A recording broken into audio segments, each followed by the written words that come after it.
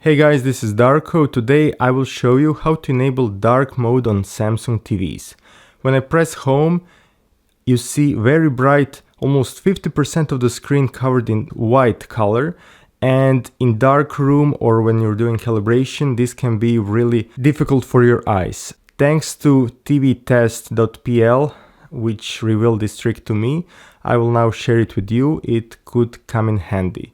So you press home, you go to settings, then you scroll all the way to general, and here you find accessibility and select high contrast option.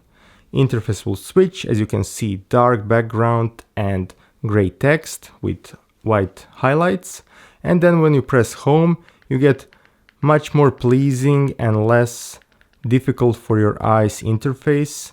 And I really recommend you use this feature, especially if you're doing calibrations and you're sitting in dark room and then you need to constantly open settings and so on. And as I will show you, picture settings are also in this mode, and this is really great.